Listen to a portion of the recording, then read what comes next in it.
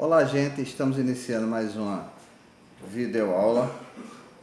Hoje a gente vai conversar sobre por que o psicopedagogo deve estudar a história da educação. Bom, o objetivo dessa nossa conversa é identificar qual é o objeto de pesquisa da história enquanto campo do conhecimento e qual a importância ou qual a contribuição da história para a psicopedagogia. Bom, para começar a nossa conversa é preciso dizer primeiro que toda vez que a gente estuda um sujeito que aprende, a gente precisa buscar a sua biografia e o contexto histórico que o envolve.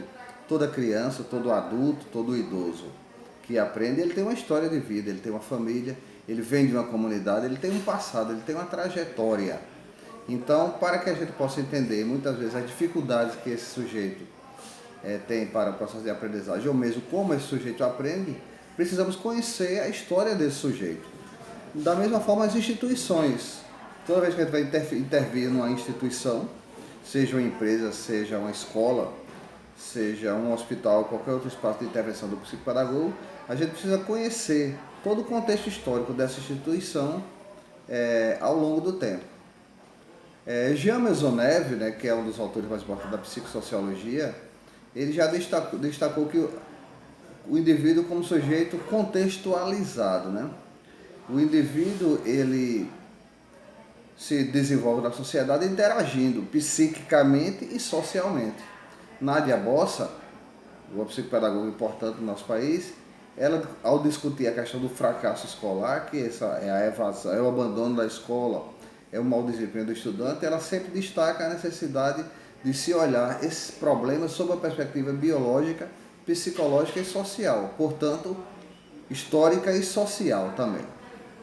Bom, o aprender e as pedagogias têm uma história, então a sala de aula de hoje, ela resulta de todo um processo histórico. Ao longo do tempo se aprendeu e se ensinou de formas diferentes. Então o modelo de escola que nós temos hoje não era o mesmo de um século atrás, de 200 anos atrás ou de 500 anos atrás. Então houve uma história, uma evolução ao longo do tempo das pedagogias e das diversas maneiras de aprender. As estratégias de aprendizagem evoluíram através dos tempos, né?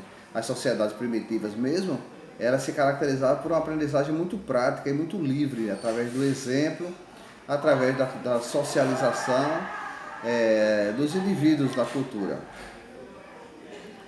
Na Grécia Antiga, os estudiosos falam muito da chamada paideia grega, né, que era uma visão do processo de educação a partir do conceito de formação integral do homem. Os gregos, especialmente na Grécia ateniense, buscavam uma formação para formar o sujeito como soldado, como filósofo e como político, né?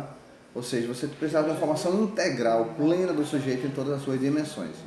Na Idade Média Europeia, a aprendizagem ela foi muito marcada por uma concepção que os pedagogos chamam de escolástica e de um ensino muito voltado para a questão da religiosidade. Então a aprendizagem estava muito voltada à doutrinação religiosa, aos dogmas religiosos, e o monopólio explicativo da realidade pertencia à Igreja Católica.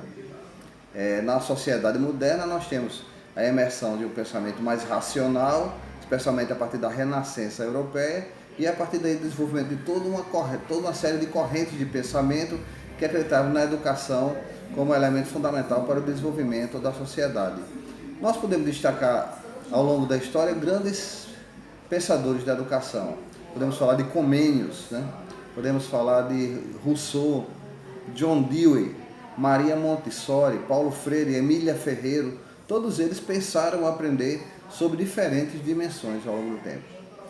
Voltando para a história, agora para fazer essa ponte entre a história e a psicopedagogia. Primeiro nós precisamos entender qual é o objeto da história enquanto campo do conhecimento. O que estuda a história? A história estuda a ação humana através do tempo. Estuda o hoje a partir do ontem. Estuda a nossa cidade a partir do que ela foi no passado. Estuda percebe a nossa universidade a partir do que ela foi no passado, o que foi o ensino superior antes. Então nós temos a linha do tempo como um elemento fundamental para a perspectiva dos estudos históricos. Então existe uma linha do tempo mais geral, que todos conhecem, né, que aprenderam no ensino médio, que divide a história da humanidade a partir de pré-história, idade antiga, idade média, idade moderna e idade contemporânea. Mas essa linha do tempo, na verdade, ela foi construída pelos historiadores franceses, porque nem em todo lugar nós tivemos essa evolução linear do processo histórico. A história brasileira é dividida no período pré-colonial, que vai até 1500, o período colonial, que vai até 1822, a partir de 1822 até 1889, o período do Império, e daí para frente, o período republicano. Existem muitas fontes que são utilizadas para pesquisa histórica. A gente costuma dividir as fontes históricas em duas, principalmente: as fontes primárias e as fontes secundárias. O que são as fontes primárias? As fontes primárias são os documentos deixados pelos próprios participantes do processo histórico. Então, vamos dar um exemplo de fonte primária.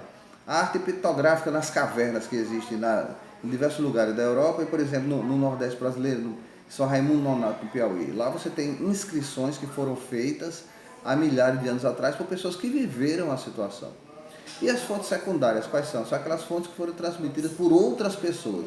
Então, alguém relatou situações que não viveu diretamente. A fonte primária, portanto, é uma fonte direta. E a fonte secundária é uma fonte que é construída de forma indireta. A pesquisa histórica, ela se caracteriza por ser uma pesquisa que estuda o passado. Investiga o passado para buscar compreender melhor a realidade do hoje. Analisa as fontes, as provas e os vestígios do passado, utilizando documentos mais diversos, documentos escritos, a história oral, imagens, fotografias, enfim, uma série de documentos bastante diferentes. É possível conhecer a verdade na pesquisa histórica? Bom, essa é uma questão até hoje não resolvida. De acordo com Adam Schaff, um famoso historiador, o conhecimento ele é socialmente condicionado. Não existe, portanto, uma verdade absoluta. A ética e a pesquisa histórica ela é fundamental para minimizar, segundo Adam Schaff, a subjetividade dos pesquisadores que influenciam nos processos históricos e garantir a verdade.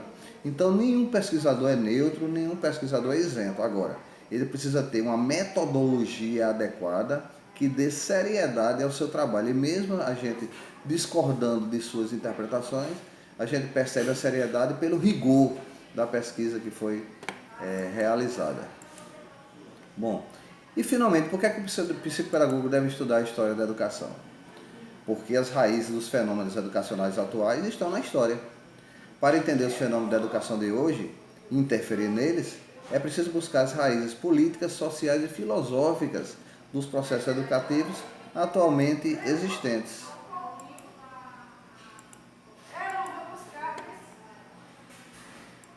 Bom, prosseguindo, né? Então, nós precisamos buscar essas raízes o modo como se ensina hoje em sala de aula, ele foi construído historicamente por pessoas dentro de um contexto com uma visão política, uma visão social e filosófica. Então precisamos muitas vezes buscar estas informações para que a gente possa compreender os fenômenos educacionais de hoje. Por exemplo, para estudar a história da infância, da criança, que é um grande objeto de estudo no caso da psicopedagogia, é necessário conhecer o sujeito que aprende como ele era percebido ao longo do tempo. Há 300 anos atrás, a criança não era um ser relevante na sociedade. A infância era escondida. Ao longo dos últimos séculos, foi que a infância foi ganhando uma centralidade, em virtude da melhoria da expectativa de vida, especialmente das pessoas, da redução das taxas de natalidade, a criança tornou-se um ser cada vez mais importante. Bom, resumindo, esse é o nosso primeiro contato. A história estuda a ação humana através do tempo. A sociologia estuda as relações humanas, a geografia estuda as relações humanas na sua relação com o meio natural, mas a história estuda sobretudo a ação humana através do tempo. Não existe verdade absoluta na pesquisa histórica. Para que ela possa ganhar credibilidade, a pesquisa histórica precisa trabalhar com objetividade e saber dosar a subjetividade. E para compreender a escola de hoje, deve-se buscar o passado dos processos educativos. Então, o psicopedagogo precisa cotidianamente estar buscando as origens dos problemas de aprendizagem daquele sujeito no passado dele, na biografia dele, os problemas metodológicos daquela escola, daquela instituição no passado dela, na biografia dela, os problemas curriculares que atrapalham o processo de aprendizagem também ao longo do processo histórico, enfim. Então, conhecer a história é fundamental para o psicopedagogo. A gente vai ficando por aqui com mais esse vídeo. Peço a todos que se inscrevam no nosso canal, Professor Éder Dantas, deem um like nessa postagem e a gente se encontra no próximo vídeo. Até lá, tchau, tchau.